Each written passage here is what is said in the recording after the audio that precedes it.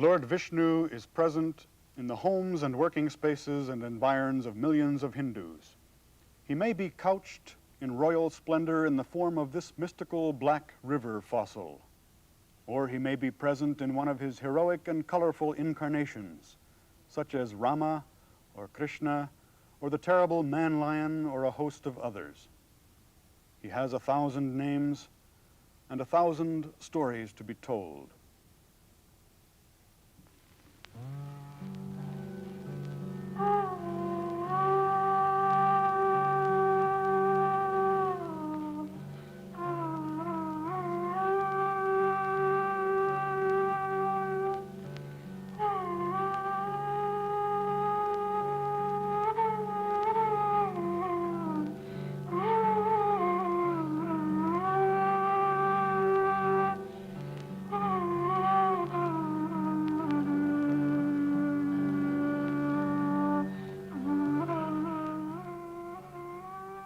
The name Vishnu and a part of his story are found in the Rig Veda at the earliest level of Vedic religion.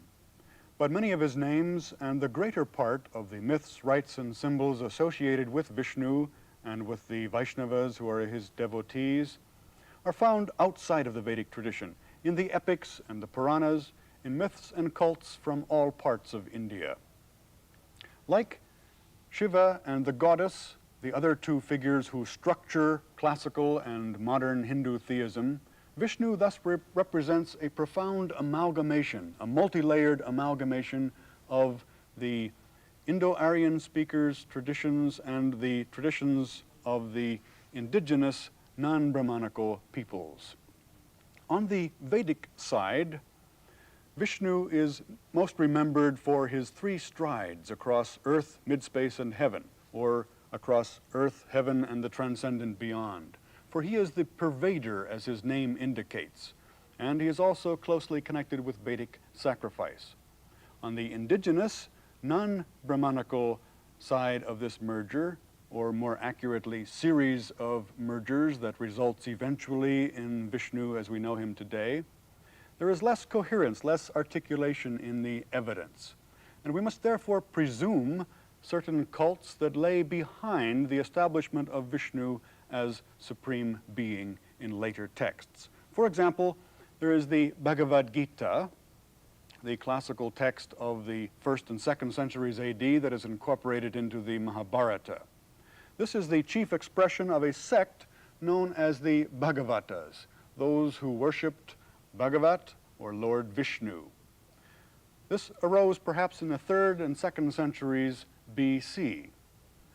Another local clan deity was Vasudeva, and he was elevated from his status to that of a supreme being in the same area of North India, Mathura in the middle of North India, and from there his cult spread to the west and to the south of India, and his origins are equally vague and obscure. Yet a third local deity who was identified with Vishnu was Narayana, and a sect arose known as the Pancharatras, which became merged with both the worshippers of Vasudeva and with the Bhagavatas. The Pancharatras have a doctrine known as the Vyuhas, or emanations of Lord Vishnu, a series of 5 emanations that correspond to the 5 regions of the macrocosmos and the 5 aspects of the human microcosmos. Still another early name of Vishnu is Hari, a name that has survived across the centuries of Vaishnava tradition. Now, if there is any single thread linking all of these disparate myths and cults to a single figure, it is the theme of a hero who rescues a world threatened by chaos. Vishnu is the preserver, and it is he who preserves the dharma, the sacred moral cosmic order, and abolishes adharma, all that threatens, all unrighteousness, immorality, chaotic forces. The Bhagavad Gita has Vishnu explain why he manifests portions of himself from time to time. Whenever there is a decline of righteousness and a rise of unrighteousness, then I send forth myself for the protection of the good, for the destruction of the wicked, and for the establishment of righteousness. I come into being from age to age. From age to age, this brings us into a post-Vedic concept of the yugas, of the successive ages in a degenerating scale. For as Rousseau once observed, everything is perfect when it leaves the hands of a creator. Everything degenerates in the hands of man. And history has a way of being exhausted. Time has a way of being exhausted. And Lord Vishnu is the remedy, arriving periodically to save the world from chaos. In a 7th century AD representation of Lord Vishnu, we find him reclining on the endless cosmic serpent stretched out upon the coils. And bowing in adoration at his knees is the goddess Lakshmi, or Shri, Vishnu's traditional consort. There are also standing representations, either unadorned or in the later iconography with his traditional emblems, his discus as a weapon, his mace, his conch, and his lotus. Vishnu has an animal vehicle, as other Hindu gods do, and this is the Garuda bird upon which he flies. In the Vedas, Garuda is an eagle connected with the sun and with the Soma cult. In the epics, he is either a hawk or a kite. Between the 4th and the 6th centuries AD, the Gupta period of North India, there came the development of fine sculptural representations of Vishnu and temple architecture that replaced wooden with stone buildings. Here at Deogar, there is this relief upon the south wall, the extraordinary concept here of Lord Vishnu, of God asleep. Here he represents the pre-formal, the pre-creation, unmanifest God, like the god Purusha of the Rig Veda with whom he is associated. In this dream state, the unmanifest God lies sleeping. The door on the west side of the building allows the devotee to enter and worship the image of Lord Vishnu here with the figures about the door jamb, while on the west side of the building, another relief represents Narayana, the Himalayan sage we mentioned who saw or intuited the Purusha Sukta, who performed a 5-day sacrifice and became God. And he is discussing here with Nara, man, who in some myths is a twin manifestation of Vishnu himself. And on the north side of the building is another popular representation of Vishnu, here rescuing the elephant from serpents that have trapped him in a lake. And Vishnu arriving on Garuda intimidates the Nagas, as we see here in a South Indian relief sculpture of the same motif. The V-shaped sectarian mark of the Vaishnavas is a mark of devotion. One has placed his foot, God's foot, upon one's own head as a mark of subservience. The adoration of these figures of Vishnu, this one a colossal statue from the 5th century, goes on today, the adoration of the local peasants. But a variety of folk traditions survives in the iconography of Vishnu, as we may see here in the Shalagrama, a stone-like black river fossil, which is the very essence of Vishnu himself, and which is often worshipped by the devotee in his home. Devotion to Lord Vishnu takes many forms. In the 11th book of the Bhagavad Gita is the famous theophany of Vishnu to the warrior Arjuna, one reminiscent of Isaiah standing in wonder and terror before the Lord of hosts. Arjuna is struck with wonder at the sight of Vishnu as he really is, filled with the brilliance of 1,000 suns and seated on a lotus throne high in the sky with the entire universe encompassed in his body. And Arjuna cries out in terror, "Who can comprehend him?" Now, balancing this transcendent otherness of God is the presence of Vishnu as a personal, loving, immanent God, one whose benevolent grace comes to affirm this existence for man. And one of the great theologians of South India in the 11th and 12th centuries was Ramanuja, who developed a qualified monism as the philosophical expression of the Sri Vaishnava sect in South India. And he understood Brahman, or God, as a limitless being, at the same time one with whom an individual who achieves salvation may unite. In the 14th century, there developed a split between two sects of the Sri Vaishnavas, one understanding salvation to be a cooperative grace in which man achieves by his own efforts some part of salvation. Holding on to the mother monkey is the illustration that is used as the mother springs to safety, whereas the other school understood grace to be irresistible, totally that of God, with no effort on man's part, the image being the mother cat who picks up her kitten by her teeth and takes it to salvation. Another expression of the benevolent grace of Vishnu is found in the concept of the avatars, a classical list of 10 descents or incarnations of Lord Vishnu, although some Puranas maintain longer lists. For instance, there is the figure of Matsya, the fish incarnation of Vishnu, at a time when a great flood submerges the earth.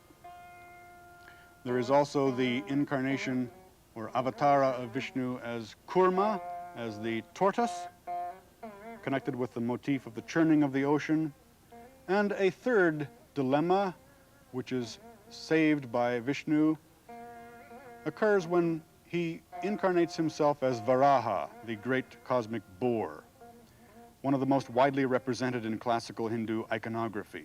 He is a good illustration of the assimilation of indigenous myths and cults into the ostensibly Sanskritic Vaishnava tradition, so that the ancient cosmogonic motif of the earth diver and the ancient cult of the sacred pig or boar are both retained in this incarnation of Vishnu.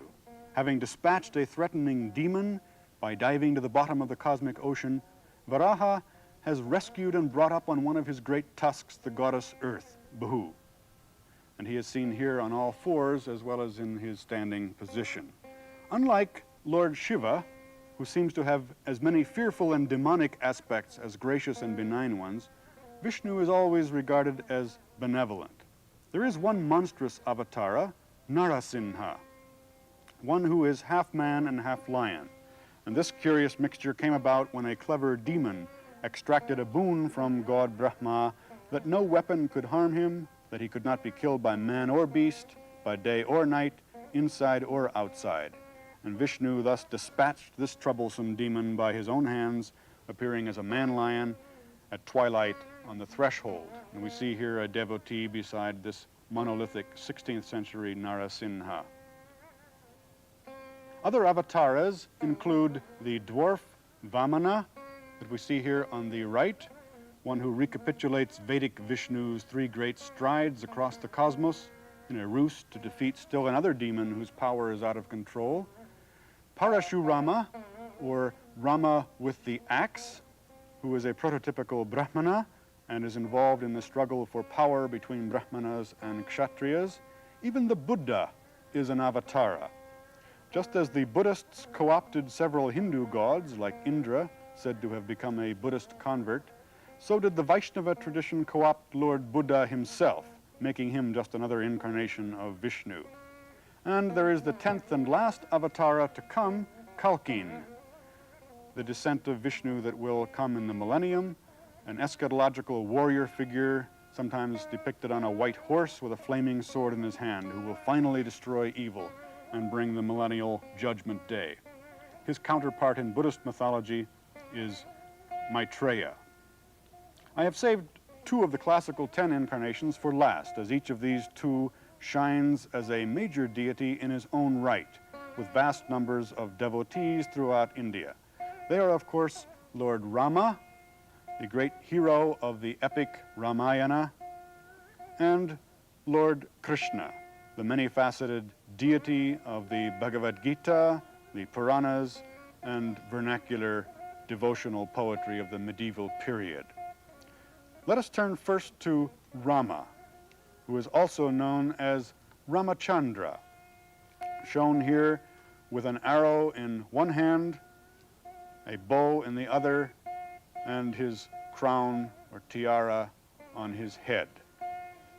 In the medieval period, Rama is established as a deity in his own right, the personification of virtue and the Brahmanical code, the physical as well as the moral ideal for Hindu man. His consort is Sita, the heroine of the epic Ramayana, and she too is the model of virtue and physical perfection. The story of the Ramayana is told throughout India in sculptures, such as this relief panel at Somnathpur, and in paintings and in dramatizations. The Rama Leela is the acting out of the entire story of the Ramayana, and in this case it is the Hindi version of Tulsidas, the Ramacharita-manas, which takes place in many parts of India for as much as 2 weeks, with large parts of the drama acted every day, including these great puppets that are moved about, and finally in the last part of the drama, after the rescue of Sita from the 10-headed demon Ravana that we see here in the center of the painting, the great figures of the dramatizations are set on fire.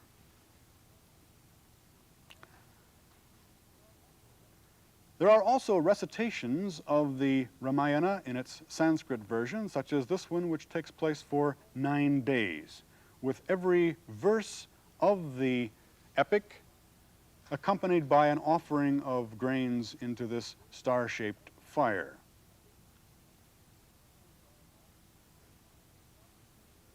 Throughout India, there are temples to Lord Rama, and we have here an illustration of the transition from the Vedic sacrifice, the yajna, to the forms of Deva Puja, of worship of a god who is installed in the temple in image form.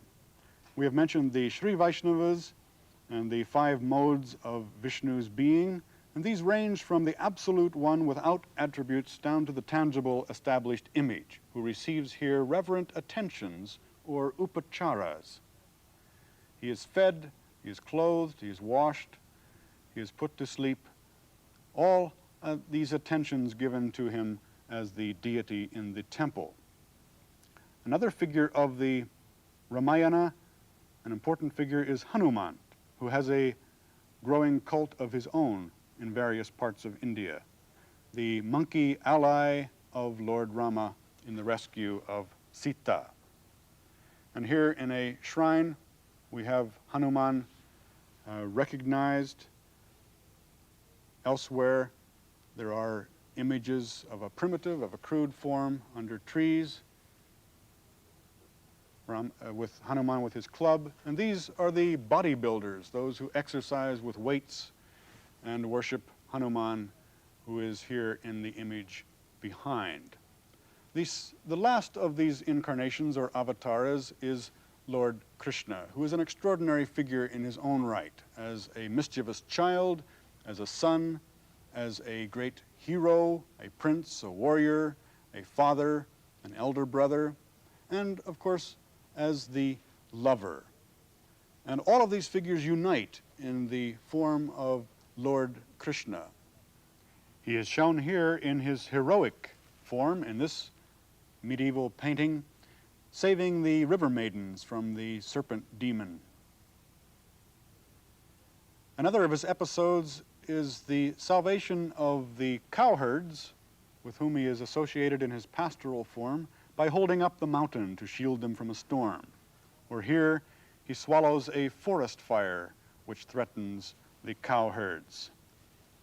His mischievous nature, as well as stealing the butter from his mother's pantry, comes out in his stealing here of the gopis, the cowgirls' clothes, and forcing them to come naked before him, presenting themselves before God as they are. But he is best known, perhaps, in his role as the cowherd playing his flute out in the pastures or in the wilderness. And the sculptural as well as the painting representations of Krishna's fluting are many. Here he has fascinated the cows. Here he has brought the cows back into the village in the painting known as the Hour of Cow Dust.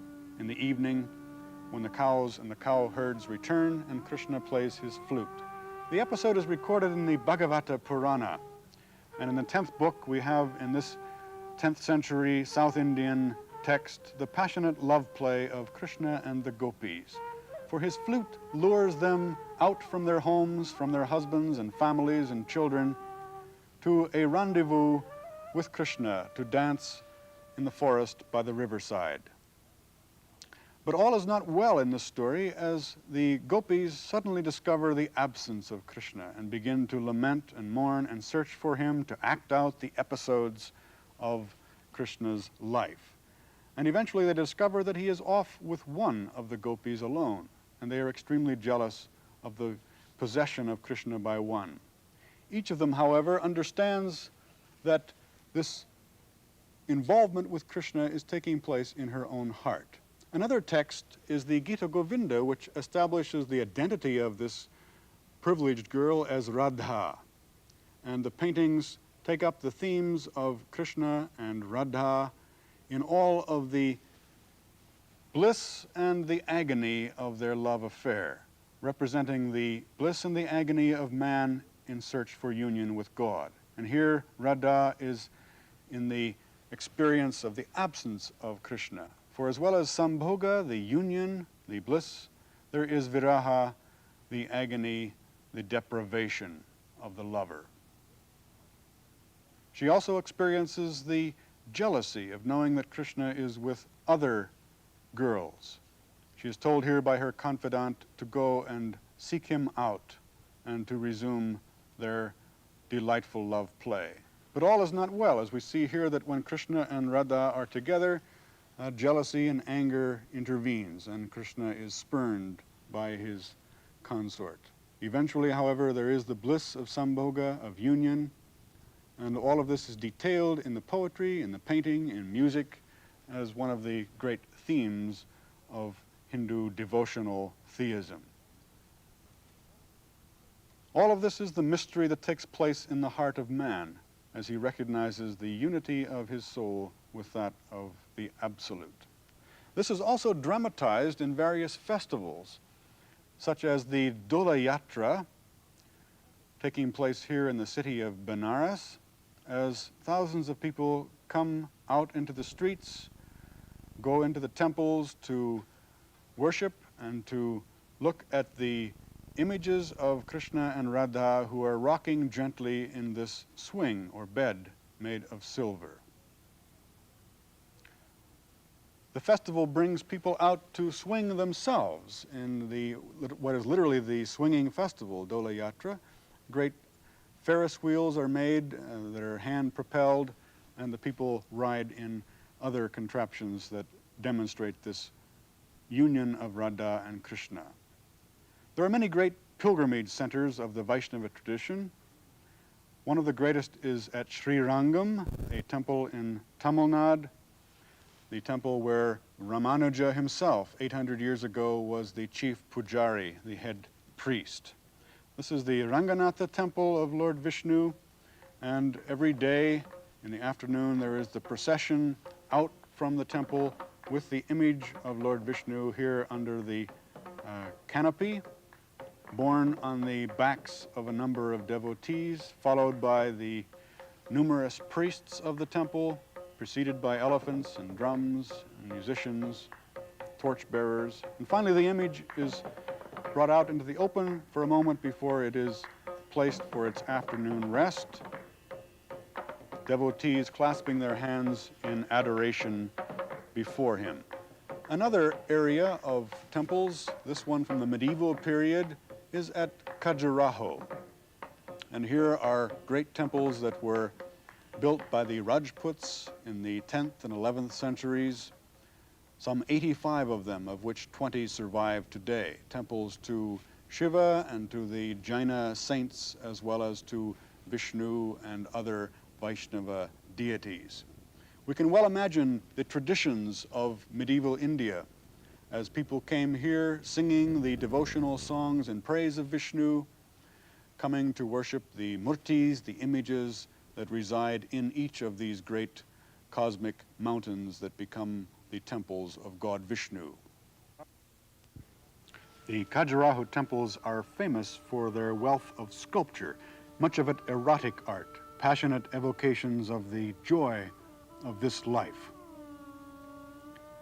The pilgrim devotee circumambulates each temple and then goes into the entrance up the steps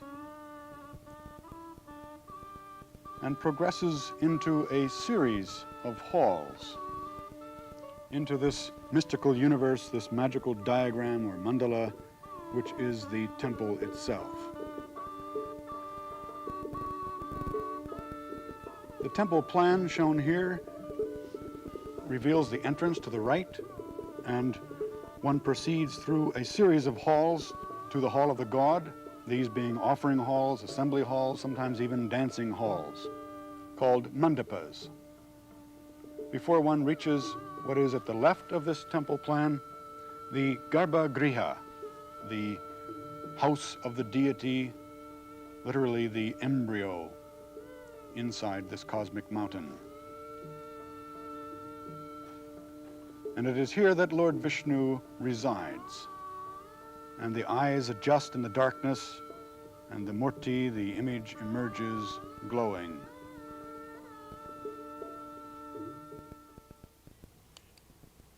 The central shrine of the temples is always in orientation to the four quarters. The image at the navel of the cosmic space, the devotee approaching from east to west with the north on his right hand.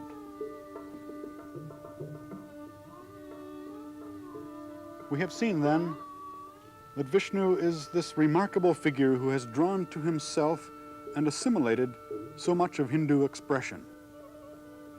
A marvelous balance is provided in Hindu theism, with Shiva, the cosmic, ascetic, wild, terrible, unpredictable side to divinity, Vishnu, the social, life-affirming, benevolent one, offering grace and assurance to his devotees. From age to age he has descended, and yet as pervader of the three worlds, the devotee knows his omnipresence.